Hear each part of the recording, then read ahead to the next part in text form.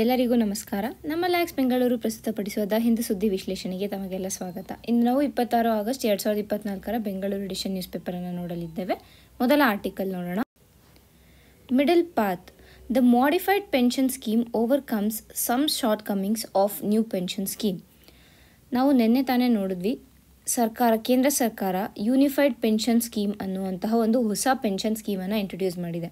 ಇದರ ಪ್ರಾವಿಷನ್ಸ್ ಕೂಡ ನಾವು ನೋಡಿದ್ದೀವಿ. ಮೊದಲನೇದಾಗಿ ಇದೇನು ಹೇಳುತ್ತೆ ಅಂತ ಅಂದರೆ, ರಿಟೈರ್ ಆಗೋದಕ್ಕೆ 1 ವರ್ಷ ಮುಂಚೆ ಯಾವ ಸ್ಯಾಲರಿ ಡ್ರಾ ಮಾಡ್ತಾ ಇರ್ತಾರೆ ಅದರಲ್ಲಿ 50% ಅವರ ಪೆನ್ಷನ್ ಅಮೌಂಟ್ ಆಗಿರುತ್ತೆ ಅಂತ ಹೇಳುತ್ತೆ. ಮತ್ತು ಎರಡನೇದು ಏನು ಹೇಳುತ್ತೆ ಅಂದರೆ, ಯಾರಾದರೂ ಕೇಂದ್ರ ಸರ್ಕಾರದಲ್ಲಿ ಮಿನಿಮಮ್ 10 ವರ್ಷ ಕೆಲಸ ಮಾಡಿದರೆ ಅವರಿಗೆ ಮಿನಿಮಮ್ 10,000 ಮಂತ್ಲಿ ಪೆನ್ಷನನ್ನು ಕೊಡ್ತೀವಿ ಅಂತ ಕೂಡ ಈ UPS ಹೇಳುತ್ತೆ. ಮತ್ತು ಮೂರನೇದಾಗಿ, ಅಕಸ್ಮಾತ್ ಯಾವುದಾದ್ರು ಸೆಂಟ್ರಲ್ ಗೌರ್ಮೆಂಟ್ ಎಂಪ್ಲಾಯಿ ಮರಣವನ್ನು ಹೊಂದಿದರೆ ಸುಮಾರು 60% ಹಣವನ್ನು ಅವರ ಫ್ಯಾಮಿಲಿಗೆ ಪೆನ್ಷನ್ ಅಂತ ಕೊಡ್ತೀವಿ ಅಂತ ಈ ಒಂದು ಹೊಸ UPS ಅಲ್ಲಿ ಹೇಳಲಾಗಿದೆ. ಮತ್ತು UPS ಮತ್ತು ಓಲ್ಡ್ ಪೆನ್ಷನ್ ಸ್ಕೀಮ್ಗೆ ಏನು ವ್ಯತ್ಯಾಸ ಅಂದರೆ, ಓಲ್ಡ್ ಪೆನ್ಷನ್ ಸ್ಕೀಮಲ್ಲಿ ಸಂಪೂರ್ಣವಾಗಿ ಏನು ಪ್ರೀಮಿಯಂ ಕಟ್ಟಬೇಕಿತ್ತು ಅದನ್ನು ಗವರ್ನಮೆಂಟ್ ಭರಿಸ್ತಾ ಇತ್ತು. ಆದರೆ ಈಗ ಹೊಸ ಒಂದು ಪೆನ್ಷನ್ ಸ್ಕೀಮ್ ಏನಿದೆ, ಇದರ ಪ್ರಕಾರ ಕೇಂದ್ರ ಸರ್ಕಾರದ ನೌಕರರು ಏನಿರ್ತಾರೆ ಅವರು ತಮ್ಮ ಸ್ಯಾಲರಿಯಲ್ಲಿ 10% ಕಾಂಟ್ರಿಬ್ಯೂಷನನ್ನು ಈ UPSಗೆ ಮಾಡಬೇಕಾಗುತ್ತೆ. ಇದರ ಜೊತೆ ಸರ್ಕಾರ 18.5% ಸರ್ಕಾರ ಇದು ಮಾಡುತ್ತೆ. ಮೊದಲು OPS ಸ್ಕೀಮ್ ಏನಿತ್ತು ಇದರಲ್ಲಿ ಸರ್ಕಾರ ಕೇವಲ 14% ಕೊಡ್ತಾ ಇತ್ತು ಈ ಸ್ಕೀಮ್ನಲ್ಲಿ. ಆದರೆ ಈಗ ಅದರ ಶೇರ್ 18.5% ಇನ್ಕ್ರೀಸ್ ಆಗಿದೆ. ಮತ್ತು ಹೊಸ ಪ್ರಾವಿಷನ್ ಏನು ಅಂದರೆ, ಮೊದಲು ಈ ನೌಕರರು ಯಾವುದೇ ರೀತಿಯಾದ ಒಂದು ಕಾಂಟ್ರಿಬ್ಯೂಷನನ್ನು ಮಾಡ್ತಾ ಇರಲಿಲ್ಲ. ಆದರೆ ಈಗ ಈ 10% ಏನಿದೆ, ನೌಕರರ ಒಂದು ಸ್ಯಾಲರಿಯಿಂದ ಈ 10%ಅನ್ನು ಕಡಿತಗೊಳಿಸ್ಕೊತಾರೆ ಅಂತಲೇ ನಾವು ಹೇಳ್ಬೋದಾಗುತ್ತೆ. ಏನಕ್ಕೆ ಈ ಹೊಸ ಸ್ಕೀಮನ್ನು ಜಾರಿಗೆ ತಂದರು ಅಂತಂದರೆ, ಭಾರತದ ಸರ್ಕಾರದ ಏನು ಒಂದು ಫಿಸ್ಕಲ್ ಪ್ರೂಡೆನ್ಸ್ ಇರುತ್ತೆ ಆ ಫಿಸ್ಕಲ್ ಪ್ರೂಡೆನ್ಸನ್ನು ಮೇಂಟೈನ್ ಮಾಡಬೇಕು ಮೊದಲನೇದಾಗಿ. ಮತ್ತು ಎರಡನೇದಾಗಿ, ಕಂಪ್ಲೀಟ್ ಗವರ್ನಮೆಂಟೇ ಯಾವಾಗ ಪೆನ್ಷನನ್ನು ಕೊಡ್ತಾ ಇತ್ತು, ಗವರ್ನಮೆಂಟ್ ಮೇಲೆ ಫಿಸ್ಕಲ್ ಬರ್ಡನ್ ಕೂಡ ಹೆಚ್ಚಾಗ್ತಾ ಇತ್ತು. RBI ಒಂದು ರಿಪೋರ್ಟ್ ಹೇಳಿದೆ. ಸೊ ಆ ರಿಪೋರ್ಟ್ ಪ್ರಕಾರ ಪೆನ್ಷನ್ ಅಮೌಂಟ್ ಏನಿದೆ ಅದು ಸುಮಾರು 5.25 ಲಕ್ಷ ಕೋಟಿಯಷ್ಟು ಹೆಚ್ಚಿತ್ತು. ಅಂದರೆ ಈಗ ಸುಮಾರು 5.25 ಕೋಟಿಯಷ್ಟು ಪೆನ್ಷನ್ ಸ್ಕೀಮ್ಗೆ ಹೋಗ್ತಾ ಇತ್ತು. ಸೊ ಇದು ಏನಾಗ್ತಾ ಇದೆ ಅಂದರೆ, ಇದು ಸುಮಾರು 6ರಿಂದ 21% ಆಫ್ ಟೋಟಲ್ ರೆವೆನ್ಯೂ ರೆಸಿಟ್ಸ್ ಆಗ್ತಾ ಇತ್ತು. ಅಂದರೆ ನಮಗೆ ಇಲ್ಲಿ ಫಿಸ್ಕಲ್ ಬರ್ಡನನ್ನು ನೋಡ್ಬೋದು ಕೇಂದ್ರ ಸರ್ಕಾರದ ಮೇಲೆ ಎಷ್ಟು ಇದೆ ಅಂತ. ಇದರೊಟ್ಟಿಗೆ ಈಗ ಅಗ್ನಿಪಥ್ ಸ್ಕೀಮ್ ಇರ್ಬೋದು, ಇಲ್ಲ ಬೇರೆ ಔಟ್ಸೋರ್ಸಿಂಗ್ ಕೆಲಸಗಳನ್ನು ಏನು ಮಾಡ್ತಾ ಇದೆ ಸರ್ಕಾರ, ಇವರಿಗೂ ಕೂಡ ಪೆನ್ಷನ್ ಕೊಡ್ತೀವಿ ಅಂತ ಹೇಳಿದ್ದಾರೆ. ಸೊ ಈಗ ಆಲ್ರೆಡಿ ಇಷ್ಟು ಬರ್ಡನ್ ಇದೆ, ಅದರ ಜೊತೆಗೆ ಮತ್ತೆ ಈ ಒಂದಕ್ಕೂ ಬರ್ಡನ್ ಆಯಿತು ಅಂತಂದರೆ, ನಮ್ಮ ಏನು ರೆವೆನ್ಯೂ ರೆಸಿಟ್ಸ್ ಇದೆ ಮತ್ತು ಏನು ರೆವೆನ್ಯೂ ಕ್ಯಾಪಿಟಲ್ ಬರ್ತಾ ಇದೆ, ಏನು ರೆಸಿಟ್ಸ್ ಇದೆ, ಇದೆಲ್ಲದ್ರದ್ದು ಡಿಫ್ರೆನ್ಸ್ ಜಾಸ್ತಿಯಾಗಿ ನಮ್ಮ ಫಿಸ್ಕಲ್ ಡೆಫಿಸಿಟ್ ಮತ್ತೆ ಇನ್ಕ್ರೀಸ್ ಆಗುತ್ತೆ. ಸೊ ಈ ಪ್ರಾಬ್ಲಮನ್ನು ತಡೆಯೋದಕ್ಕೋಸ್ಕರ TV ಸೋಮನಾಥನ್ ಅನ್ನೋ ಒಂದು ಕಮಿಟಿಯನ್ನು ಫಾರ್ಮ್ ಮಾಡಿದರು. ಆ ಕಮಿಟಿ ಬಂದು ಮಿಡಲ್ ಪಾತನ್ನು ಚೂಸ್ ಮಾಡಿದೆ. ಅಂದರೆ ಏನು ಕಂಪ್ಲೀಟಾಗಿ ಎಂಪ್ಲಾಯೀಸೇ ಪೇ ಮಾಡಬೇಕಂತಿಲ್ಲ, ಎಲ್ಲನೂ ನೌಕರರೇ ಪೇ ಮಾಡಬೇಕು ಅಂತಿಲ್ಲ, ಹಾಗೆ ಎಲ್ಲನೂ ಗವರ್ನಮೆಂಟೇ ಪೇ ಮಾಡಬೇಕು ಅಂತ ಇಲ್ಲ. ಅದಕ್ಕೆ ಬದಲಾಗಿ ಇಬ್ಬರು ಕಾಂಟ್ರಿಬ್ಯೂಟ್ ಮಾಡಿ. ಸೊ ಇವರು 10% ಕಾಂಟ್ರಿಬ್ಯೂಟ್ ಮಾಡಿ, ನೀವು 18.5% ಕಾಂಟ್ರಿಬ್ಯೂಟ್ ಮಾಡಿ. ಸೊ ಇಬ್ಬರಿಗೂ ಬೆನಿಫಿಟ್ ಆಗಬೇಕು ಇಲ್ಲಿ, ಆ ಥರ ಒಂದು ಸಜೆಷನನ್ನು ಕೊಟ್ಟಿದೆ. ಸೊ ಈ ಏನು ಹೊಸ UPS ಸ್ಕೀಮ್ ಇದೆ ಇದನ್ನು ನೌಕರರು ಆಕ್ಸೆಪ್ಟ್ ಮಾಡ್ಕೋಬೇಕು. ಅದಕ್ಕೆ ಬದಲಾಗಿ ಪ್ರೊಟೆಸ್ಟ್ ಮಾಡೋದಾಗಲಿ ಇವೆಲ್ಲ ಮಾಡಬಾರ್ದು. ಯಾಕೆಂತಂದರೆ ಒಂದು ಕಡೆ ಅವ್ರಿಗೆ ಸೋಷಿಯಲ್ ಸೆಕ್ಯೂರಿಟಿ ಸಿಗ್ತಾ ಇದೆ ಈ ಸ್ಕೀಮಿಂದ, ಪ್ಲಸ್ ಇದೊಂದು ಸಸ್ಟೈನಬಲ್ ಪ್ರಾಕ್ಟೀಸ್ ಆಗಿದೆ. ಯಾಕೆಂದರೆ ಸರ್ಕಾರದ ಮೇಲೆ ಇದು ಹೆಚ್ಚಿನ ರೀತಿಯಾದ ಒಂದು ಫಿಸ್ಕಲ್ ಬರ್ಡನನ್ನು ತರೋದಿಲ್ಲ. ಅದರ ಜೊತೆಗೆ ಗವರ್ನಮೆಂಟು ಪೆನ್ಷನನ್ನೇ ಕಂಪ್ಲೀಟಾಗಿ ಅಳಿಸ್ದಿರಾ ಈ ಮಿಡಲ್ ಪಾತ್ ಏನು ಚೂಸ್ ಮಾಡಿದೆ ಇದು ಒಳ್ಳೆಯ ದಾರಿಯಾಗಿದೆ. ಹಾಗಾಗಿ ಇದನ್ನು ನೌಕರರು ಆಕ್ಸೆಪ್ಟ್ ಮಾಡ್ಕೊಬೇಕು ಅಂತ ಈ ಆರ್ಟಿಕಲ್ನಲ್ಲಿ ಹೇಳ್ತಾ ಇದ್ದಾರೆ. ಮುಂದಿನ ಆರ್ಟಿಕಲ್ ನೋಡೋಣ. Reality of real life exploitation as a structural problem. ನಾವು ನಿನ್ನೆ ಕೂಡ ನೋಡಿದ್ವಿ, ಮಲಯಾಳಂ ಫಿಲ್ಮ್ ಇಂಡಸ್ಟ್ರಿಯಲ್ಲಿ ಏನು ಒಂದು ಸೆಕ್ಷುವಲ್ ಅಸಾಲ್ಟ್ಸ್ ಆಗ್ತಾಯಿದೆ, ಸೆಕ್ಷುವಲ್ ಹರಾಸ್ಮೆಂಟ್ ಆಗ್ತಾಯಿದೆ, ಅದರ ಕುರಿತಾಗಿ ಹೇಮಾ ಕಮಿಟಿ ರಿಪೋರ್ಟ್ ಏನಿತ್ತು, ಜಸ್ಟಿಸ್ ಹೇಮಾ ಕಮಿಟಿಯವರ ಒಂದು ಕಮಿಟಿಯನ್ನು, ಜಸ್ಟಿಸ್ ಹೇಮಾ ಅವರ ಅಂಡರಲ್ಲಿ ಒಂದು ಕಮಿಟಿಯನ್ನು ರಚಿಸಲಾಗಿತ್ತು. ಸೊ ಈ ಕಮಿಟಿ ಬಂದು 2019 ರಿಪೋರ್ಟನ್ನು ನೀಡಿತ್ತು. ಆದರೆ ಸರ್ಕಾರ ಈ ರಿಪೋರ್ಟ್ ಮೇಲೆ ಯಾವುದೇ ರೀತಿಯಾದ ಒಂದು ಆ್ಯಕ್ಷನನ್ನು ಕೈಗೊಂಡಿರಲಿಲ್ಲ, ಯಾವುದೇ ರೀತಿಯಾದ ಒಂದು ಅದರ ಕುರಿತಾಗಿ ಏನು ಮಾತಾಡಿರಲಿಲ್ಲ. ಸೊ ಈಗ 2024 ಈ ಒಂದು ಆಗಸ್ಟ್ 19 ಈ ಒಂದು ರಿಪೋರ್ಟನ್ನು ಪಬ್ಲಿಕ್ ಮಾಡಿ ಅದರಲ್ಲಿ ಏನು ಸಜೆಷನ್ಸ್ ಇದೆ ಇವುಗಳ ಬಗ್ಗೆ ಮಾತನಾಡಲಾಗಿತ್ತು. ಸೊ ನಾವು ನಿನ್ನೆ ಕೂಡ ನೋಡಿದ್ದೀವಿ ಅದರಲ್ಲಿ ಏನು ಸಜೆಷನ್ಸ್ ಕೊಟ್ಟಿರು ಅಂತ. ಮೊದಲನೇದಾಗಿ ಏನು ಅಂತಂದರೆ ಸೆಪ್ರೇಟ್ ಟ್ರೈಬ್ಯುನಲ್ನ ಸೆಟಪ್ ಮಾಡಬೇಕು, ಸೊ ದಟ್ ಆ ಒಂದು ಫಿಲ್ಮ್ ಇಂಡಸ್ಟ್ರಿಯಲ್ಲಿ ಯಾವುದೇ ರೀತಿಯಾದ ಒಂದು ಸೆಕ್ಷುವಲ್ ಹರಾಸ್ಮೆಂಟ್ ಆಯಿತು ಅಂತಂದರೆ ಆ ಸೆಪ್ರೇಟ್ ಟ್ರೈಬ್ಯುನಲ್ ಅದನ್ನು ವಿಚಾರಣೆ ಮಾಡಬೇಕು ಅಂತ. ಎರಡನೇದಾಗಿ ಏನು ಹೇಳಿತ್ತು ಅಂತಂದರೆ ಈ ಜೂನಿಯರ್ ಆರ್ಟಿಸ್ಟ್ಗಳೇನಿರ್ತಾರೆ, ಎಸ್ಪೆಷಲಿ ಫೀಮೇಲ್ ಜೂನಿಯರ್ ಆರ್ಟಿಸ್ಟ್ಗಳು ಏನಿರ್ತಾರೆ, ಇವರಿಗೆ ಆ ಸೆಟ್ಗಳಲ್ಲಿ ಒಂದು ಟೆಂಪರರಿ ಚೇಂಜಿಂಗ್ ರೂಮ್ಸ್ ಇರಬೇಕು ಅಟ್ಲೀಸ್ಟ್, ಮತ್ತು ವಾಶ್ರೂಮ್ ಫೆಸಿಲಿಟೀಸ್ ಇರಬೇಕು, ಸ್ಯಾನಿಟೇಷನ್ ಫೆಸಿಲಿಟೀಸ್ ಇರಬೇಕು ಅನ್ನೋದು ಎರಡನೇದಾದ ಒಂದು ಸಜೆಷನ್ ಆಗಿತ್ತು. ಮತ್ತು ಮೂರನೇದು ಏನು ಹೇಳಿತ್ತು ಅಂತಂದರೆ ಈ ಟೆಕ್ನಿಕಲ್ ಟೀಮಲ್ಲಿ ಮಹಿಳೆಯರ ಸಂಖ್ಯೆ ಕಡಿಮೆ ಇದೆ, ಸೊ ಇದನ್ನು ಇನ್ಕ್ರೀಸ್ ಮಾಡಬೇಕು ಅಂತ ಹೇಳಿತ್ತು. ಮತ್ತು ನಾಲ್ಕನೇದಾಗಿ ಏನು ಹೇಳಿತ್ತು ಅಂತಂದರೆ ಈ ಫಿಲ್ಮ್ ಇನ್ಸ್ಟಿಟ್ಯೂಟ್ಗಳೇನಿದೆ ಇದರ ಒಂದು ಎಜುಕೇಷನ್ ಅಂದರೆ ಫಿಲ್ಮ್ ಇನ್ಸ್ಟಿಟ್ಯೂಟ್ಸ್ಗಳಿರ್ತಾವಲ್ವ, ಅಲ್ಲಿ ವಿಮೆನ್ ಎನ್ರೋಲ್ಮೆಂಟನ್ನು ಹೆಚ್ಚಿಸಬೇಕು, ಹಾಗೆ ವಿಮೆನ್ಸ್ಗೆ ಸ್ಕಾಲರ್ಶಿಪ್ ಕೂಡ ಇಲ್ಲಿ ಕೊಡಬೇಕು ಅಂತ ಹೇಳಿತ್ತು. ಸೊ ಈ 4 ರೆಕಮೆಂಡೇಷನನ್ನು ಈ ಕಮಿಟಿ ಕೊಟ್ಟಿತ್ತು. ಸೊ ಇದರ ನಿಟ್ಟಿನಲ್ಲಿ ಈ ಹಿಂದೆ ಯಾವ ರೀತಿಯಾದ ಒಂದು ಸೆಕ್ಷುವಲ್ ಹರಾಸ್ಮೆಂಟ್ ಮೇಲೆ ಕೇಸ್ಗಳು ನಡೆದಿತ್ತು ಮತ್ತು ಯಾವ ರೀತಿಯಾದ ಒಂದು ಗೈಡ್ಲೈನ್ಸನ್ನು ಆ ಕೇಸ್ಗಳಿಂದ ಸುಪ್ರೀಂ ಕೋರ್ಟ್ ನೀಡಿತ್ತು ಅನ್ನೋದನ್ನ ಸ್ವಲ್ಪ ನಾವಿಲ್ಲಿ ತಿಳ್ಕೊಳ್ಳೋಣ. ಮೊದಲನೇದಾಗಿ ನಾವಿಲ್ಲಿ ಮಾತಾಡಬೇಕಾಗಿರೋದು ವಿಮೆನ್ ಅಂತ ಅಂದಿದ ತಕ್ಷಣ ನಮ್ಮ ಪೇಟ್ರಿಯಾರ್ಕಲ್ ಸೊಸೈಟಿಯಲ್ಲಿ ವಿಮೆನ್ ಅಂತಂದರೆ ಒಂದು ಆಬ್ಜೆಕ್ಟ್ ಥರ ಟ್ರೀಟ್ ಮಾಡ್ತಾರೆ. ಅಂದರೆ ಈಗ ಅವರು ಯಾವ ಬಟ್ಟೆ ಹಾಕೋಬೇಕು, ಇಲ್ಲ ಅವ್ರು ಏನು ಕರಿಯರ್ ಚೂಸ್ ಮಾಡಬೇಕು ಇರ್ಬೋದು, ಇಲ್ಲ ಅವರು ಯಾವ ರೀತಿಯಾದ ಫ್ರೆಂಡ್ಸನ್ನು ಹೊಂದಿರಬೇಕು, ಇಲ್ಲ ಅವ್ರು ಯಾವ ಟೈಮ್ಗೆ ಮನೆ ಬರಬೇಕು, ಸೊ ಈ ರೀತಿಯಾದ ಎಲ್ಲ ರೆಸ್ಟ್ರಿಕ್ಷನ್ಸನ್ನು ಇರ್ತಾರೆ. ಮತ್ತು ವಿಮೆನ್ನ ಆಬ್ಜೆಕ್ಟಿಫೈ ಮಾಡೋದಕ್ಕೆ ಟ್ರೈ ಮಾಡ್ತಾರೆ. So this is all because of our ಪೇಟ್ರಿಯಾರ್ಕಲ್ mindset ಅಂತಲೇ ನಾವು ಹೇಳ್ಬೋದಾಗುತ್ತೆ. ಹಾಗೆಯೇ NCRB ಒಂದು ಡೇಟಾನ ಕೊಡುತ್ತೆ. ಏನು ಅಂತ ಅಂದರೆ ಭಾರತದಲ್ಲಿ 2022 ಸುಮಾರು 31,500 ರೇಪ್ ಕೇಸ್ಗಳಾಗಿದೆ. ಅಂದರೆ ಅಪ್ರಾಕ್ಸಿಮೇಟಾಗಿ ಎವ್ರಿ 16 ಮಿನಿಟ್ಸ್ ಒಂದು ರೇಪ್ ಭಾರತದಲ್ಲಿ ನಡೀತಾ ಇದೆ ಅಂತ ಈ ಒಂದು NCRB ರಿಪೋರ್ಟ್ ಹೇಳಿದೆ. ಇದರ ನಿಟ್ಟಿನಲ್ಲಿ ಸರ್ಕಾರ ಏನು ಮಾಡಿದೆ ಅಂತ ನಾವು ನೋಡಿದ್ರೆ, ಮೊದಲನೇದಾಗಿ 1997 ನಡೆದಂತಹ Vishakha versus state of Rajasthan case ಏನಿದೆ, ಇದರ ಒಂದು ಜಡ್ಜ್ಮೆಂಟಲ್ಲಿ ಸುಪ್ರೀಂ ಕೋರ್ಟ್ ಏನು ಹೇಳಿತ್ತು ಅಂತಂದರೆ sexual harassment at work place ಏನಿದೆ ಇದು ರಾಂಗ್. ಸೊ ಹಾಗಾಗಿ ಅಲ್ಲಿ ಒಂದು ಇಂಟರ್ನಲ್ ಕಂಪ್ಲೇಂಟ್ಸ್ ಕಮಿಟಿಯನ್ನು ಕೂಡ ಕಂಪನಿಗಳು ಸ್ಥಾಪಿಸಬೇಕು ಅಂತ ಅಂದ್ಬಿಟ್ಟು ಈ ಒಂದು ವಿಶಾಖ ಗೈಡ್ಲೈನ್ಸ್ ಅಂತಲೇ ನಾವು ಅದನ್ನ ಕರಿತೀವಿ. 2013 ಈ ಒಂದು ಗೈಡ್ಲೈನ್ಸ್ ಜಾರಿಗೆ ಬಂತು, ಇದರಲ್ಲಿ ಹೇಳಲಾಗಿತ್ತು. ಸೊ ಈ ವಿಶಾಖ ಗೈಡ್ಲೈನ್ಸಲ್ಲಿ ಏನು ಇಂಟರ್ನಲ್ ಕಂಪ್ಲೇಂಟ್ಸ್ ಕಮಿಟಿ ರೆಕಮೆಂಡ್ ಮಾಡಿತ್ತು ಇದು ಕಂಪನೀಸ್ಗಳಿಗೆ ಸರಿ ಹೋಗುತ್ತೆ, ಆದರೆ ಫಿಲ್ಮ್ ಇಂಡಸ್ಟ್ರಿಗೆ ಸರಿ ಹೋಗಲ್ಲ ಅಂತ ಹೇಮಾ ಕಮಿಟಿ ರಿಪೋರ್ಟ್ ಹೇಳಿದೆ. ಸೊ ಯಾಕೆ ಸರಿ ಹೋಗಲ್ಲ ಅಂತಂದರೆ ಈ ಇಂಟರ್ನಲ್ ಕಂಪ್ಲೇಂಟ್ಸ್ ಕಮಿಟಿ ಅಂತ ಬಂದಾಗ ಫಿಲ್ಮ್ ಇಂಡಸ್ಟ್ರಿ ಅಂತ ತಗೊಂಡ್ರೆ ನಾವು ಅಲ್ಲಿ ಬಹಳಷ್ಟು ಇನ್ಫ್ಲೂಯೆನ್ಸನ್ನು ನಾವು ಈ ಇಂಟರ್ನಲ್ ಕಮಿಟಿ ಮೇಲೆ ನೋಡ್ಬೋದಾಗುತ್ತೆ. ಸೊ ಯಾವಾಗ ಇನ್ಫ್ಲೂಯೆನ್ಸ್ ಇರುತ್ತೆ ಮತ್ತು ಅಲ್ಲಿ ವಿಮೆನ್ಗೆ ಜಸ್ಟಿಸ್ ಸಿಗೋದಿಲ್ಲ ಅನ್ನೋ ಒಂದು ಕಾರಣದಕ್ಕೆ ಈ ರೀತಿಯಾದ ಒಂದು ICC ಕಮಿಟಿ ಏನಿದೆ ಇದು ಫಿಲ್ಮ್ ಇಂಡಸ್ಟ್ರಿಯಲ್ಲಿ ವರ್ಕ್ ಆಗಲ್ಲ ಅಂತ ಹೇಮಾ ಕಮಿಟಿ ರಿಪೋರ್ಟ್ ಹೇಳಿದೆ. ಮತ್ತು ಎರಡನೇ ಕೇಸ್ ಲಾ ಬಂದು NIPUN Saxena versus union of India, ಇದು 2018 ನಡೆದಿದ್ದು. ಸೊ ಇದರಲ್ಲಿ ಏನು ಮಾತಾಡಿದೆ ಅಂತಂದರೆ ಈ ಯಾವ ವಿಕ್ಟಿಮ್ ಇರ್ತಾರೆ, ಈ ಸೆಕ್ಷುವಲ್ ಹರಾಸ್ಮೆಂಟ್ ವಿಕ್ಟಿಮ್ ಇರ್ತಾರೆ, ಅವರ ಒಂದು ಐಡೆಂಟಿಟಿಯನ್ನು ಡಿಸ್ಕ್ಲೋಸ್ ಮಾಡಿದ್ರೆ ಅದನ್ನು ಪೀನಲೈಸ್ ಮಾಡ್ಬೋದು, ಅಂದರೆ ಅದಕ್ಕೆ ಪನಿಷ್ಮೆಂಟನ್ನು ಕೊಡ್ಬೋದು, ಇಲ್ಲ ಫೈನ್ಸನ್ನು ಹಾಕ್ಬೋದು, ಪೆನಾಲ್ಟಿಯನ್ನು ಹಾಕ್ಬೋದು ಅಂತ ಈ ಒಂದು ಜಡ್ಜ್ಮೆಂಟಲ್ಲಿ ಹೇಳಲಾಗಿತ್ತು. ಇದರ ಪ್ರಕಾರ IPCಯಲ್ಲಿ ಸೆಕ್ಷನ್ 228A ಏನಿತ್ತು ಆ IPC ಇದರ ಕುರಿತಾಗಿ ಡೀಲ್ ಮಾಡ್ತಾಯಿತ್ತು. ಅಂದರೆ ವಿಕ್ಟಿಮ್ಗಳೇನಿದ್ದಾರೆ ಅವರ ಒಂದು ಐಡೆಂಟಿಟಿಯನ್ನು ರಿವೀಲ್ ಮಾಡಬಾರ್ದು ಅಂತ ಹೇಳ್ತಾ ಇತ್ತು. ಅದನ್ನೇ ಈಗ ಸದ್ಯಕ್ಕೆ ನಮ್ಮ ಭಾರತೀಯ ನ್ಯಾಯ ಸಂಹಿತೆ ಏನಿದೆ ಅದರಲ್ಲಿ ಸೆಕ್ಷನ್ 72 ಮತ್ತು 73 ಕೂಡ ನಾವು ಇದೇ ಪ್ರೊವಿಷನ್ಸನ್ನು ನೋಡ್ತೀವಿ. ಹಾಗಾದರೆ ಏನಕ್ಕೆ ಐಡೆಂಟಿಟಿಯನ್ನು ಡಿಸ್ಕ್ಲೋಸ್ ಮಾಡಬಾರ್ದು ಅಂತ ಹೇಳಿದರು ಅಂತ ಅಂದರೆ, ಒಂದು ವಿಕ್ಟಿಮ್ ಅಂತ ಅಂದಿದ ತಕ್ಷಣ ಇವಾಗ ನಾವು ನೋಡ್ಬೋದು ನಮ್ಮ ಪೇಟ್ರಿಯಾರ್ಕಲ್ ಮೈಂಡ್ಸೆಟ್ ಇರೋದ್ರಿಂದ ಏನೇ ಒಂದು ಆದರೂ ಕೂಡ ಅಲ್ಲಿ ಆ ಒಂದು ಮಹಿಳೆಯ ತಪ್ಪು ಇಲ್ಲದೆ ಇದ್ರೂ ಕೂಡ ಇವ್ರದೇ ತಪ್ಪು, ಇವ್ರು ಈ ರೀತಿಯಾದ ಬಟ್ಟೆ ಹಾಕೊಂಡಿದ್ರು, ಇವ್ರು ಯಾಕೆ ನೈಟ್ ಇಷ್ಟೊತ್ತಿನಲ್ಲಿ ಓಡಾಡ್ತಾ ಇದ್ರು, ಸೊ ಈ ರೀತಿಯಾದ ಒಂದು ಕಮೆಂಟ್ಸನ್ನು ನಾವು ನೋಡ್ಬೋದಾಗುತ್ತೆ. ಸೊ ಅದರಿಂದ ಸೋಷಿಯಲ್ ಡಿಸ್ಕ್ರಿಮಿನೇಷನ್ ಆಗುತ್ತೆ.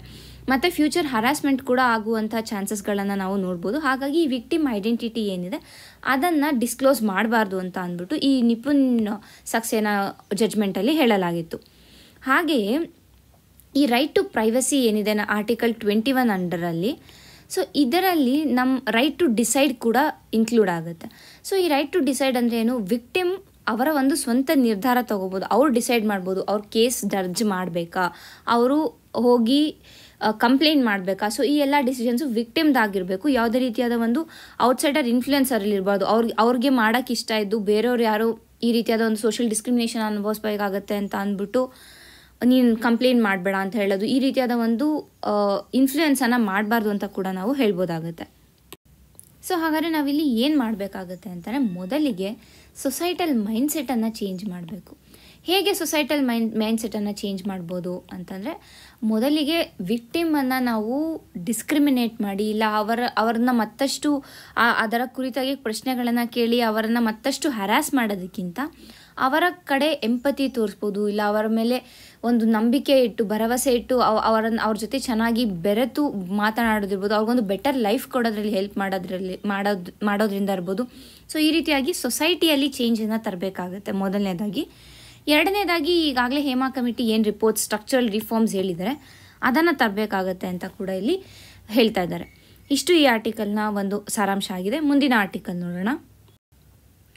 New age gateway devices the latest health threat. ಈ ಸಿಗರೇಟ್ಸು ಮತ್ತು ಡ್ರಗ್ಸ್ ಇವುಗಳಿಗೆಲ್ಲ ಅಡಿಕ್ಟ್ ಆಗಿರ್ತಾರಲ್ವ, ಸೊ ಈ ಒಂದು ಅಡಿಕ್ಷನನ್ನು ಕಡಿಮೆ ಮಾಡೋದಕ್ಕೆ ಅಂತ ಈ ಸಿಗರೇಟ್ಸ್ ಮತ್ತು ಎಂಡ್ಸ್ ಅನ್ನೋ ಎಲೆಕ್ಟ್ರಾನಿಕ್ ನಿಕೋಟಿನ್ ಡೆಲಿವರಿ ಸಿಸ್ಟಮ್ ಇರ್ಬೋದು, ಇಲ್ಲ ವೇಪಿಂಗ್ ಪೆನ್ಸ್ ಇರ್ಬೋದು, ಮತ್ತು ಹೀಟೆಡ್ ಟೊಬ್ಯಾಕೊ ಪ್ರಾಡಕ್ಟ್ಸ್ ಇರ್ಬೋದು. ಸೊ ಈ ರೀತಿಯಾದ ಒಂದು ಪ್ರಾಡಕ್ಟ್ಸ್ಗಳನ್ನು ಮಾರ್ಕೆಟಿಗೆ ತರಲಾಯಿತು. ಏನಕ್ಕೆ ಅಂತಂದರೆ, ಈ ನಿಕೋಟಿನ್ ಅಡಿಕ್ಷನ್ ಏನಿದೆ ಆ ಅಡಿಕ್ಷನ್ನ ಈ ಒಂದು ಡಿವೈಸಸ್ಗಳಿಂದ ಕಡಿಮೆ ಮಾಡ್ಬೋದು ಅನ್ನೋ ಒಂದು ನಿಟ್ಟಿನಲ್ಲಿ ಈ ಒಂದು ಡಿವೈಸಸ್ನ ಮಾರ್ಕೆಟಿಗೆ ತಂದಿದ್ದು. ಆದರೆ ಈಗ ಏನಾಗಿದೆ ಅಂತಂದರೆ, ಈ ಒಂದು ಏನು ಡಿವೈಸಸ್ ಇದ್ದಾವೆ ಈ ಡಿವೈಸಸ್ಸೇ ಅಡಿಕ್ಷನ್ಗೆ ಕಾರಣ ಆಗಿದೆ ಒಂದು. ಸೊ ಈ ಅಡಿಕ್ಷನಿಂದ ಒಂದು ಫಿಸಿಕಲ್ ಹೆಲ್ತ್ ಮೇಲೆ ಅಫೆಕ್ಟ್ ಆಗ್ತದೆ, ಇನ್ನೊಂದು ಮೆಂಟಲ್ ಹೆಲ್ತ್ ಮೇಲೆ ಅಫೆಕ್ಟ್ ಆಗ್ತಾ ಇದೆ. ಈ centre for disease control and prevention ಒಂದು ರಿಪೋರ್ಟನ್ನು ತಯಾರು ಮಾಡಿದೆ. ಸೊ ಈ ರಿಪೋರ್ಟ್ ಪ್ರಕಾರ ಏನು ಹೇಳ್ತಾ ಇದೆ ಅಂತಂದರೆ, ಈ ಸಿಗರೇಟ್ಸ್ನ ಕಾಮನ್ ಆಗಿ ಟೊಬ್ಯಾಕೊ ಪ್ರಾಡಕ್ಟ್ ಆಗಿ ಯೂಸ್ ಮಾಡ್ತಾ ಇದ್ದಾರೆ. ಎಲ್ಲಿ? ಮಿಡಲ್ ಮತ್ತು ಹೈಸ್ಕೂಲಲ್ಲಿ, ಅದು USA. So approximately 2.1 million students ಏನಿದ್ದಾರೆ, ಅಂದರೆ ಅಪ್ರಾಕ್ಸಿಮೇಟ್ಲಿ 7.7% ಆಫ್ ಸ್ಟೂಡೆಂಟ್ಸ್ ಏನಿದ್ದಾರೆ ಇವರು ಈ ರೀತಿಯಾದ ಒಂದು ಪ್ರಾಡಕ್ಟ್ಸನ್ನು ಯೂಸ್ ಮಾಡ್ತಾ ಇದ್ದಾರೆ. ಸೊ ನಮ್ಮ ಮಿಡಲ್ ಆ್ಯಂಡ್ ಹೈಸ್ಕೂಲ್ ಅಂತಂದರೆ ಯಾವ ರೇಂಜಲ್ಲಿ ಬರ್ತಾರೆ? 10 to 15 ರೇಂಜಲ್ಲಿ ಬರ್ತಾರೆ ಅಷ್ಟೇನೆ. ಸೊ 10 to 15 ಇಯರ್ಸಲ್ಲೇ ಈ ರೀತಿಯಾದ ಒಂದು ಡ್ರಗ್ ಪ್ರಾಡಕ್ಟ್ಸನ್ನು ಯೂಸ್ ಮಾಡೋದಕ್ಕೆ ಶುರು ಮಾಡ್ತಾ ಇದ್ದಾರೆ. ಸೊ ಏನು ಕಾರಣ ಇದಕ್ಕೆ? ಒಂದು ಅವರ ಒಂದು ಫ್ರೆಂಡ್ಸ್ ಸರ್ಕಲಲ್ಲಿ ಫಿಟ್ ಆಗೋದಕ್ಕೋಸ್ಕರ ಈ ಒಂದು ಚಾಯ್ಸನ್ನು ಅವರು ತೊಗೊಂಡಿರ್ಬೋದು. ಮತ್ತು ಎರಡನೇದಾಗಿ ಈ ಒಂದು ಪ್ರಾಡಕ್ಟ್ಸ್ ಏನಿದೆ ಇದು ಏನು ಹೇಳುತ್ತೆ ಅಂತಲೇ, ನೀವು ನಿಕೋಟಿನ್ಗೆ ಅಡಿಕ್ಟ್ ಆಗೋದಿಲ್ಲ. ಸೊ ಅಡಿಕ್ಟ್ ಆಗದಿರ ನೀವು ಆ ಒಂದು ಏನು ಅದರಿಂದ ಸಿಗುವಂತಹ ಒಂದು ಖುಷಿ ಏನಿದೆ ಅದನ್ನು ನೀವು ಅನುಭವಿಸ್ಬೋದು. ಅಂದರೆ ಡ್ರಗ್ಸಿಂದ ಏನು ಖುಷಿ ಸಿಗುತ್ತೆ, without using drugs you can just by using these products ನೀವು ಅದನ್ನು ಅನುಭವಿಸ್ಬೋದು ಅಂತ ಹೇಳ್ತಾರೆ. ಮಕ್ಕಳ ಒಂದು ಸೈಕಾಲಜಿ ಮೇಲೆ ಅಥವಾ ಅವ್ರ ಮೆಂಟಲ್ ಹೆಲ್ತ್ ಮೇಲೆ ಅಫೆಕ್ಟ್ ಆಗುತ್ತೆ. ಹೇಗೆ ಅಂತಂದರೆ, ಮೊದಲಿಗೆ ಬಂದು ಇಷ್ಟು ದಿನ ಈ ಡ್ರಗ್ಸ್ ಅಥವಾ ಸಿಗರೇಟ್ಸ್ದು ಏನು ಟೆನ್ಷನ್ ಇತ್ತು ಅದು ಅಡೋಲೆಸೆಂಟ್ ಏಜ್, ಅಂದರೆ ಒಂದು 18 to 25 ಏಜಲ್ಲಿ ನಮಗೆ ಈ ಒಂದು ಪ್ರಾಬ್ಲಮ್ನ ನಾವು ನೋಡ್ತಾ ಇದ್ವಿ. ಬಟ್ ಈಗ ಈ ಒಂದು ಡಿವೈಸಸ್ 10 to 15 ಇಯರ್ಸಲ್ಲೇ ನಾವು ಈ ಒಂದು ಅಡಿಕ್ಷನನ್ನು ನೋಡೋಕ್ಕೆ ಸಿಗ್ತಾ ಇದೆ. ಸೊ ಹಾಗಾಗಿ ಈ ರಿಸ್ಕ್ ಏನಿದೆ ಇದು 10 to 20 ಇಯರ್ಸ್ ಒಳಗಡೆ ರಿಸ್ಕ್ ಆಗ್ತಾ ಇದೆ. ಸೊ ನಮ್ಮ ಒಂದು ಡೆಮೋಗ್ರಫಿ ಏನಿದೆ ಅವುಗಳನ್ನು ಈ ಮ್ಯಾನುಫ್ಯಾಕ್ಚರರ್ಸ್ ಟಾರ್ಗೆಟ್ ಮಾಡ್ತಾ ಇದ್ದಾರೆ. ಸೊ ಇದರಿಂದ ಒಂದು ಸೈಕಾಲಜಿಕಲ್ ಇದು ಅಟ್ ವೆರಿ ಯಂಗ್ ಏಜ್ ಈ ಡ್ರಗ್ ಅಡಿಕ್ಷನನ್ನು ಸ್ಟಾರ್ಟ್ ಆಗ್ತದೆ. ಮೊದಲು ಅಟ್ಲೀಸ್ಟ್ 15-20 ಮೇಲೆ ಆಗ್ತಾಯಿತ್ತು. ಸೊ ಇವಾಗ 10 to 15 ಸ್ಟಾರ್ಟ್ ಆಗ್ತಾಯಿದೆ. ಇದು ಮೊದಲನೇದಾಗಿ. ಮತ್ತು ಎರಡನೆಯ ಕನ್ಸರ್ನ್ ಏನು ಅಂದರೆ, ಮೊದಲನೇದು ಸೈಕಾಲಜಿಕಲ್ ಅಥವಾ ಮೆಂಟಲ್ ಹೆಲ್ತ್ ಆಯಿತು. ಎರಡನೇದೇನು ಅಂತಂದರೆ ಫಿಸಿಕಲ್ ಹೆಲ್ತ್. ಈ ಒಂದು ಈ ಒಂದು ಡಿವೈಸಸ್ ಏನಿದೆ ಇದು ಲಂಗ್ ರಿಲೇಟೆಡ್ ಡಿಸೀಸಸ್, ಲಂಗ್ಸ್ನ ಡ್ಯಾಮೇಜ್ ಮಾಡುತ್ತೆ. ಈ ಒಂದು ಈ ಸಿಗರೇಟ್ಸ್ ಇರ್ಬೋದು, ಇಲ್ಲ ಅಂತಂದರೆ ಈ ಎಂಡ್ಸ್ ಇರ್ಬೋದು, ವೇಪಿಂಗ್ ಪೆನ್ಸ್ ಇರ್ಬೋದು ಇದು. ಸೊ ಇವೆರಡು ಯಾವಾಗ ಆಗುತ್ತೆ, ಇದರಿಂದ ಮಕ್ಕಳು ಡಿಪ್ರೆಷನ್ಗೆ ಹೋಗೋದಿರ್ಬೋದು, ಇಲ್ಲ ಆ್ಯಂಗ್ಸೈಟಿ ಇರ್ಬೋದು, ಇಲ್ಲ ಸೂಸೈಡ್ ರಿಲೇಟೆಡ್ ಬಿಹೇವಿಯರ್ಸ್ ಇರ್ಬೋದು, ಇವೆಲ್ಲ ಜಾಸ್ತಿ ಆಗ್ತಾ ಇರುತ್ತೆ. ಮತ್ತು 2022ರಲ್ಲಿ ಜಾಮಾ ನೆಟ್ವರ್ಕ್ ಅನ್ನೋ ಒಂದು ಅಮೇರಿಕನ್ ಜಾಮಾ ನೆಟ್ವರ್ಕ್ ಓಪನ್ ಅನ್ನೋ ಒಂದು ಜರ್ನಲಲ್ಲಿ ಏನು ಪಬ್ಲಿಷ್ ಮಾಡಿದ್ದಾರೆ ಅಂತ ಅಂದರೆ, ಸುಮಾರು 1.5 ಲಕ್ಷದಷ್ಟು ರೆಸ್ಪಾಂಡೆಂಟ್ಸ್ ಏನಿದ್ದಾರೆ ಆ ಸರ್ವೆ ಮಾಡಿದಾಗ, ಅದರಲ್ಲಿ ಈ ಸಿಗ್ರೆಟ್ ಯೂಸ್ ಮಾಡೋರಿಗಿಂತ ಈ ಸಿಗ್ರೆಟ್ಸ್ ಏನು ಯೂಸ್ ಮಾಡ್ತಾ ಇದ್ದಾರೆ, ಅವರು ಅಂದರೆ ಬೆಳಿಗ್ಗೆ ಎದ್ದ ಒಂದು 5 ನಿಮಿಷದ ಒಳಗಡೆ ಆ ಒಂದು ಡಿವೈಸಸ್ನ ಯೂಸ್ ಮಾಡ್ತಾ ಇದ್ದಾರೆ ಅನ್ನೋ ಒಂದು ರಿಪೋರ್ಟ್. ಅಂದರೆ ನಾವಿಲ್ಲಿ ಏನು ಅರ್ಥ ಮಾಡ್ಕೊಬೇಕಂದ್ರೆ, ಟೊಬ್ಯಾಕೋ ಪ್ರಾಡಕ್ಟ್ಸ್ ಅಂದರೆ ಈ ಸಿಗ್ರೆಟ್ಸ್ ಇರ್ಬೋದು, ಡ್ರಗ್ಸ್ ಇರ್ಬೋದು, ಅದಕ್ಕಿಂತ ಹೆಚ್ಚಿನದಾಗಿ ಈ ಒಂದು ಸಿಗ್ರೆಟ್ಸ್ ಅಥವಾ ಈ ಡಿವೈಸಸ್ ಏನಿದೆ ಇವುಗಳ ಮೇಲೆ ಜನ ಡಿಪೆಂಡೆಂಟ್ ಆಗಿದ್ದಾರೆ. ಸೊ ಇವುಗಳ ಬಳಕೆ ಹೆಚ್ಚಾಗ್ತಾ ಇದೆ. ಸೊ ಹಾಗಾಗಿ ಏನು ಈ ಬಳಕೆ ಇದೆ ಅದನ್ನ ಕಡಿಮೆ ಮಾಡಬೇಕು. ಮತ್ತೊಂದು ಕಾರಣ ಈ ಒಂದು ಡಿವೈಸಸ್ಗೆ ಮೊರೆ ಹೋಗ್ತಾ ಇರೋದು ಏನು ಅಂತಂದರೆ, ಈ ಒಂದು ಡಿವೈಸಸಲ್ಲಿ ಬೆನ್ಜೋಯಿಕ್ ಆ್ಯಸಿಡ್ ಅನ್ನೋ ಒಂದು ಆ್ಯಸಿಡನ್ನು ಇನ್ಕ್ಲೂಡ್ ಮಾಡ್ತಾ ಇದ್ದಾರೆ. ಸೊ ಅದರಿಂದ ಏನಾಗುತ್ತೆ, ಈ ಬೆನ್ಜೋಯಿಕ್ ಆ್ಯಸಿಡಿಂದ ಈ ನಿಕೋಟಿಂದ ಒಂದು ಪ್ರಭಾವ ಏನಿದೆ, ಆ ಒಂದು ಮತ್ತು ಬರುವಂಥ ಪ್ರಭಾವ ಇರ್ಬೋದು, ಅದು ಏನಿದೆ ಅದು ಹೆಚ್ಚಾಗುತ್ತೆ. ಸೊ ಹಾಗಾಗಿ ಇದನ್ನು ಯೂಸ್ ಮಾಡ್ತಾ ಇದ್ದಾರೆ ಅಂತ ಕೂಡ ಹೇಳ್ತಾ ಇದ್ದಾರೆ ಇಲ್ಲಿ. ಸೊ ಇದೆಲ್ಲನೂ ನೋಡಿದ್ಮೇಲೆ ಈ ಡಿವೈಸಸ್ನ ಯೂಸ್ ಏನಿದೆ ಅದು ಕಡಿಮೆ ಮಾಡಬೇಕು. ಯಾಕೆಂತಂದರೆ ಇದು ನಾವು ವೆರಿ ಯಂಗ್ ಏಜ್ ಇದರ ಅಡಿಕ್ಷನ್ ಸ್ಟಾರ್ಟ್ ಆಗೋಯ್ತು ಅಂದರೆ ಅವರ ಹೆಲ್ತ್ ಮೇಲೆ, ಲೈಫ್ ಲಾಂಗ್ ಹೆಲ್ತ್ ಮೇಲೆ ಇದು ಅಫೆಕ್ಟ್ ಮಾಡುತ್ತೆ. ಸೊ ಇದನ್ನು ಕಡಿಮೆ ಮಾಡಬೇಕು ಅಂತ ಇಲ್ಲಿ ಹೇಳ್ತಾ ಇದ್ದಾರೆ. ಮುಂದಿನ ಆರ್ಟಿಕಲ್ ನೋಡೋಣ. Investing in persons with disabilities. ಈ ಆರ್ಟಿಕಲ್ನಲ್ಲಿ ಏನು ಮಾತಾಡ್ತಿದ್ದಾರೆ ಅಂದರೆ, ಎಜುಕೇಷನಲ್ ಇನ್ಸ್ಟಿಟ್ಯೂಷನ್ಸ್ ಇರ್ಬೋದು, ವರ್ಕ್ ಪ್ಲೇಸ್ ಇರ್ಬೋದು, ಎಲ್ಲ ಕಡೆನೂ ಈ ಏನು ಇನ್ಫ್ರಾಸ್ಟ್ರಕ್ಚರ್ ಬೇಕು ಪರ್ಸನ್ಸ್ ವಿತ್ ಫಿಸಿಕಲ್ ಡಿಸೇಬಿಲಿಟೀಸ್ ಅವ್ರಿಗೆ ಈ ಬೇಕಾಗಿರುವಂಥ ಇನ್ಫ್ರಾಸ್ಟ್ರಕ್ಚರ್ ಎಜುಕೇಷನಲ್ಲಿ ಇರ್ಬೋದು, ವರ್ಕ್ ಪ್ಲೇಸಲ್ಲಿ ಇರ್ಬೋದು, ಅಲ್ಲಿ ದೊರೀತಾ ಇಲ್ಲ. ಸೊ ಹಾಗಾಗಿ ಅವರಲ್ಲಿರೋ ಟ್ಯಾಲೆಂಟ್ ಏನಿದೆ ಅದು ವೇಸ್ಟ್ ಆಗ್ತಾ ಇದೆ. ಹಾಗಾಗಿ ಅವ್ರನ್ನ ಮೇನ್ ಸ್ಟ್ರೀಮ್ಗೆ ತರಬೇಕು. ಅಂದರೆ ಈ ಥರ ಜನರ ಜೊತೆ ಅವರು ಒಂದು ಡಿಗ್ನಿಫೈಡ್ ಲೈಫನ್ನು ಲೀಡ್ ಮಾಡಬೇಕು ಅಂತಂದರೆ ಈ ಒಂದು ಇನ್ಫ್ರಾಸ್ಟ್ರಕ್ಚರ್ಸನ್ನು ನಾವು ಪ್ರೊವೈಡ್ ಮಾಡಬೇಕು ಅಂತ ಇಲ್ಲಿ ನಾವು ಹೇಳ್ತಾ ಇದ್ದಾರೆ ಅವರು. ಸೊ ಇಲ್ಲಿ ಕೆಲವು ರಿಪೋರ್ಟ್ಗಳನ್ನು ಸೈಟ್ ಮಾಡಿದ್ದಾರೆ. ಮೊದಲನೇದಾಗಿ ಈ ನಿಫ್ಟಿ 50 ಕಂಪನೀಸ್ ಏನಿದೆ, ಈ ನಿಫ್ಟಿ 50 ಕಂಪನೀಸಲ್ಲಿ ಇದರಲ್ಲಿ 50ರಲ್ಲಿ ಕೇವಲ 5 ಕಂಪನಿಗಳಲ್ಲಿ ಮಾತ್ರನೇ ಅದು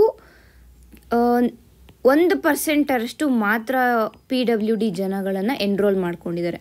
50ರಲ್ಲಿ ಬರೀ 5 ಕಂಪನಿಯಲ್ಲಿ ಅದು ಲೆಸ್ ದ್ಯಾನ್ 1% ಮಾತ್ರನೇ ಪರ್ಸನ್ಸ್ ವಿತ್ ಡಿಸೇಬಿಲಿಟೀಸ್ನ ವರ್ಕಿಂಗ್ಗೆ ತೊಗೊಂಡಿದ್ದಾರೆ. ಇದು ಒಂದು ರಿಪೋರ್ಟ್. ಮತ್ತು ಇನ್ನೊಂದು ರಿಪೋರ್ಟ್ ಏನು ಹೇಳುತ್ತೆ ಅಂದರೆ, national centre for promotion of employment for disabled people ಇದೇನು ಹೇಳುತ್ತೆ ಅಂದರೆ, less than 1% of India's educational institutions ಏನಿದೆ ಇದು ಡಿಸೇಬಲ್ಡ್ ಫ್ರೆಂಡ್ಲಿ ಇದೆ. ಅಂದರೆ ಅವ್ರಿಗೆ ಬೇಕಾಗಿರೋಂಥ ರ್ಯಾಂಪ್ಸ್ ಇರ್ಬೋದು, ಇಲ್ಲ ವಾಶ್ರೂಮ್ ಫೆಸಿಲಿಟಿ ಇರ್ಬೋದು, ಇಲ್ಲ ಸ್ಟಡಿ ಮೆಟೀರಿಯಲ್ ಇರ್ಬೋದು, ಇದೆಲ್ಲನೂ ಲೆಸ್ ದ್ಯಾನ್ 1% ಇನ್ಸ್ಟಿಟ್ಯೂಷನ್ಸ್ನಲ್ಲಿ ಇದೆ ಅಂತ ಹೇಳ್ತದೆ. ಸೊ ಯಾವಾಗ ಈ ರೀತಿಯಾದ ಒಂದು ಡಿಸ್ಕ್ರಿಮಿನೇಷನ್ ಇರುತ್ತೆ, ಅವರ ಪಾರ್ಟಿಸಿಪೇಷನ್ ಏನಿರುತ್ತೆ ಟುವರ್ಡ್ಸ್ ಸೊಸೈಟಿ ಇರ್ಬೋದು, ಟುವರ್ಡ್ಸ್ ಇಕಾನಮಿ ಇರ್ಬೋದು, ಅದು ಕಡಿಮೆ ಆಗುತ್ತೆ ಮೊದಲನೇದಾಗಿ. ಸೊ ಏನು ಮಾಡಬೇಕು ಅಂತಂದರೆ ಕೆಲವು ಎಕ್ಸಾಂಪಲ್ಸನ್ನು ಇಲ್ಲಿ ಕೊಟ್ಟಿದ್ದಾರೆ. ಎಕ್ಸಾಂಪಲ್, ಹಾರ್ವರ್ಡ್ ಯೂನಿವರ್ಸಿಟಿ ಏನಿದೆ US ಅಲ್ಲಿ, ಈ ಯೂನಿವರ್ಸಿಟಿಯಲ್ಲಿ ಲೋಕಲ್ ಡಿಸೇಬಿಲಿಟಿ ಕೋಆರ್ಡಿನೇಟರ್ಸ್ ಅನ್ನೋ ಒಂದು ಕಾನ್ಸೆಪ್ಟನ್ನು ತಂದಿದ್ದಾರೆ. ಸೊ ಈ ಕೋಆರ್ಡಿನೇಟರ್ಸ್ ಏನಿದ್ದಾರೆ ಇವರು ಈ ಪರ್ಸನ್ಸ್ ವಿತ್ ಡಿಸೇಬಿಲಿಟೀಸ್ ಏನಿದ್ದಾರೆ ಅವರಿಗೆ ಆ ಒಂದು ಸಿಟಿಯಲ್ಲಿ ಅಕಾಮಡೇಷನ್ ಅಂದರೆ ಮನೆಗಳನ್ನು ಹುಡ್ಕೊಡೋದಕ್ಕೆ ಹೆಲ್ಪ್ ಮಾಡ್ತಾರೆ. ಸೊ ಇದು ಒಂದು ಬೆಸ್ಟ್ ಎಕ್ಸಾಂಪಲ್ ಆಗಿದೆ. ಯಾಕೆಂತಂದರೆ ಆಗ ಅವರು ಇಂಡಿಪೆಂಡೆಂಟಾಗಿ ಬೇರೆ ದೇಶಕ್ಕೆ ಹೋಗಿದ್ದಾರೆ ಅಂತಂದರೆ ಪರ್ಸನ್ಸ್ ವಿತ್ ಡಿಸೇಬಿಲಿಟೀಸ್, ಅಲ್ಲಿ ಯಾರಾದರೂ ಸಹಾಯಕ್ಕೆ ಬೇಕಾಗುತ್ತೆ. ಸೊ ಆಗ ಈ ಒಂದು ಕೋಆರ್ಡಿನೇಟರ್ಸ್ ಏನಿದ್ದಾರೆ ಅವರು ಇವರ ಅಕೊಮಡೇಷನ್ಗೆ ಹೆಲ್ಪ್ ಮಾಡ್ತಾರೆ. ಅದು ಕೂಡ ಅವ್ರನ್ನ ಒಂದು ಮೇನ್ ಸ್ಟ್ರೀಮಿಂಗ್ಗೆ ತರುವಂಥ ಒಂದು ಮಾರ್ಗ ಆಗಿದೆ ಅಂತ ಹೇಳ್ಬೋದು. ಮತ್ತು ಎರಡನೇದಾಗಿ ಇಲ್ಲಿ ಏನು ಮಾತಾಡ್ತಾರೆ ಅಂತಂದರೆ, ಸ್ಟ್ಯಾನ್ಫೋರ್ಡ್ ಯೂನಿವರ್ಸಿಟಿ ಏನಿದೆ ಅಲ್ಲೂ ಕೂಡ ಇಂಥದೇ ಒಂದು ಇನ್ಸ್ಟಿಟ್ಯೂಷನಲ್ ಸ್ಟ್ರಕ್ಚರನ್ನು ಕ್ರಿಯೇಟ್ ಮಾಡಿದ್ದಾರೆ. ವೇರ್ ದೆ ಗಿವ್ ಅಕೊಮಡೇಷನ್ ಸಪೋರ್ಟ್ ಮತ್ತು ಏನಾದ್ರು ಡಿವೈಸಸ್ ಬೇಕಾದರೆ ಅದರ ಸಪೋರ್ಟ್. ಅಂದರೆ ಈಗ ವೀಲ್ ಚೇರ್ ಬೇಕಾದರೆ ವೀಲ್ ಚೇರ್ ಇರ್ಬೋದು, ಇಲ್ಲ ಅಂತಂದರೆ ಹಿಯರಿಂಗ್ ಏಡ್ಸ್ ಇರ್ಬೋದು. ಸೊ ಈ ರೀತಿಯಾದ ಒಂದು ಡಿವೈಸ್ ಏಡ್ಸ್ನ ಕೂಡ ಇಲ್ಲಿ ಸ್ಟ್ಯಾನ್ಫೋರ್ಡಲ್ಲಿ ಕೊಡ್ತಾ ಇದ್ದಾರೆ. ಇದನ್ನು ಭಾರತದ ಕೆಲವು ಇನ್ಸ್ಟಿಟ್ಯೂಟ್ಸ್ಗಳು ಅಡಾಪ್ಟ್ ಮಾಡ್ಕೊಂಡಿದೆ, but not at a complete ಲೆವೆಲಲ್ಲಿ ಮಾಡ್ಕೊಬೇಕಾಗತ್ತೆ. ಬಿಕಾಸ್ ಡಿಸೇಬಲ್ ಪೀಪಲ್ ಜಾಸ್ತಿ ಇರೋದ್ರಿಂದ ಆ ಒಂದು ನಿಟ್ಟಿನಲ್ಲಿ ನಾವು ಯೂನಿವರ್ಸಿಟೀಸನ್ನು, ಹೈಯರ್ ಎಜುಕೇಷನಲ್ ಇನ್ಸ್ಟಿಟ್ಯೂಷನ್ಸ್ ಏನಿದೆ, ಸ್ಕೂಲ್ಸ್ ಏನಿದೆ, ಎಲ್ಲ ಎಜುಕೇಷನಲ್ ಇನ್ಸ್ಟಿಟ್ಯೂಷನ್ಸನ್ನು ಈ ಒಂದು ನಿಟ್ಟಿನಲ್ಲಿ ತಯಾರು ಮಾಡಬೇಕು, ಅಂದರೆ ಅವ್ರಿಗೂ ಕೂಡ ಈಕ್ವಲ್ ಆಪರ್ಚುನಿಟಿ ಸಿಗಬೇಕು ಅನ್ನೋದನ್ನು ಇಲ್ಲಿ ಹೇಳ್ತಾ ಇದ್ದಾರೆ. ಸೊ ಹಾಗಾದರೆ ಏನು ಮಾಡಬೇಕು ಅಂತಾರೆ, ಮೊದಲನೇದಾಗಿ ಯಾವುದೇ ಒಂದು ವರ್ಕ್ ಪ್ಲೇಸ್ ಇರ್ಬೋದು, ಇಲ್ಲ ಎಜುಕೇಷ್ನಲ್ ಇನ್ಸ್ಟಿಟ್ಯೂಷನ್ ಇರ್ಬೋದು, ಅಲ್ಲಿ ಇನ್ಕ್ಲೂಸಿವ್ ಎನ್ವಿರಾನ್ಮೆಂಟನ್ನು ಪ್ರೊವೈಡ್ ಮಾಡಬೇಕು. ಅಂದರೆ ಯಾವುದೇ ರೀತಿಯಾದ ಒಂದು ಡಿಸ್ಕ್ರಿಮಿನೇಷನ್ ಇರಬಾರ್ದು, ಈಕ್ವಲ್ ಆಪರ್ಚುನಿಟಿಯನ್ನು ಅವ್ರಿಗೂ ಕೂಡ ಕೊಡಬೇಕು ಅಂತ ಇಲ್ಲಿ ಹೇಳ್ತಾ ಇದ್ದಾರೆ. ಇದಕ್ಕೆ ಎಕ್ಸಾಂಪಲ್ ಆಗಿ ಬ್ರೆಜಿಲಲ್ಲಿ ಒಂದು ಮಾಡೆಲ್ ಇದೆ. ಬ್ರೆಜಿಲಲ್ಲಿ ಏನು ಫಾಲೋ ಮಾಡ್ತಾರೆ ಅಂತಂದರೆ, if a company has more than 100 people working. So ಇವಾಗ ಯಾವುದೋ ಒಂದು ಕಂಪನಿ ಇದೆ, ಅಲ್ಲಿ 100 ಜನಕ್ಕಿಂತ ಹೆಚ್ಚು ಜನ ವರ್ಕ್ ಮಾಡ್ತಾ ಇದ್ದಾರೆ ಅಂತಂದರೆ, ಈ ವರ್ಕ್ ಫೋರ್ಸಲ್ಲಿ 2-5% ಏನಿದೆ ಇಷ್ಟೂ ಪರ್ಸನ್ ವಿತ್ ಡಿಸೇಬಿಲಿಟೀಸೇ ಆಗಿರಬೇಕು. ಅಂದರೆ 100 ಜನಕ್ಕಿಂತ ಜಾಸ್ತಿ ಇತ್ತು ಅಂದರೆ ಅಲ್ಲಿ 2-3% ಜನ 2-5% ಏನಿದ್ದಾರೆ, ಈ 2-5% ಪರ್ಸನ್ಸ್ ವಿತ್ ಡಿಸೇಬಿಲಿಟೀಸ್ ಅನ್ನೇ ಅವರು ರೆಕ್ರೂಟ್ ಮಾಡ್ಕೊಬೇಕಾಗುತ್ತೆ. ಸೊ ಇದರಿಂದ ಏನಾಗುತ್ತೆ, ಅವ್ರಿಗೆ ಒಂದು ಕಡೆ ಈಕ್ವಲ್ ಆಪರ್ಚುನಿಟಿ ಸಿಗುತ್ತೆ, ಮತ್ತು ಅವ್ರನ್ನ ಇನ್ಕ್ಲೂಸಿವ್ ವರ್ಕ್ ಪ್ಲೇಸ್ ಎನ್ವಿರಾನ್ಮೆಂಟ್ ಕೂಡ ಅವ್ರಿಗೆ ದೊರಕುತ್ತೆ ಅಂತ ಇಲ್ಲಿ ಹೇಳ್ತಾ ಇದ್ದಾರೆ.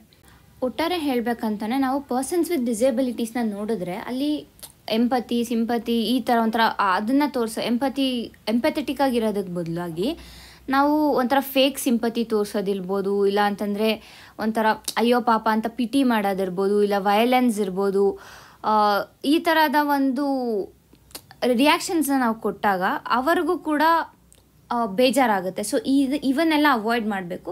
ಸೊ ಆ್ಯಸ್ ಅ ಸೊಸೈಟಲ್ ಲೆವೆಲಲ್ಲಿ ನಾವು ಚೇಂಜನ್ನು ತರಬೇಕಾಗುತ್ತೆ. ಸೊ ಈ ಚೇಂಜನ್ನು ನಾವು ತರಕ್ಕೆ ಸಾಧ್ಯ ಆಗೋದು ಮೇನ್ ಎಜುಕೇಷನಿಂದ ಮತ್ತು ಫ್ಯಾಮಿಲಿ ಸ್ಟ್ರಕ್ಚರಿಂದ. ಸೊ ಫ್ಯಾಮಿಲಿಯಲ್ಲಿ ಕೊಡುವಂತಹ ವ್ಯಾಲ್ಯೂಸ್ ಇರ್ಬೋದು, ಮತ್ತು ಎಜುಕೇಷನಲ್ ಇನ್ಸ್ಟಿಟ್ಯೂಷನಲ್ಲಿ ಕೊಡುವಂತಹ ಎಜುಕೇಷನ್ ಇರ್ಬೋದು, ಇವೆಲ್ಲನೂ ಕೂಡ ಈ ಒಂದು ನಿಟ್ಟಿನಲ್ಲಿ ಮ್ಯಾಟರ್ ಆಗುತ್ತೆ. ಹಾಗೆಯೇ ಪರ್ಸನ್ಸ್ ವಿತ್ ಡಿಸೇಬಿಲಿಟೀಸ್ ಏನಿದ್ದಾರೆ ಅವರಲ್ಲೂ ಕೂಡ ಪೊಟೆನ್ಷಿಯಲ್ ಇದೆ. ಸೊ ಹಾಗಾಗಿ ಅವರ ಮೇಲೆ ಹೆಚ್ಚಿನದಾಗಿ ಕಾನ್ಸಂಟ್ರೇಟ್ ಮಾಡಬೇಕು ಅಂತ ಇಲ್ಲಿ ಹೇಳ್ತಾ ಇದ್ದಾರೆ. ಇಷ್ಟು ಈ ದಿನದ ಆರ್ಟಿಕಲ್ಗಳಾಗಿವೆ. ಧನ್ಯವಾದಗಳು.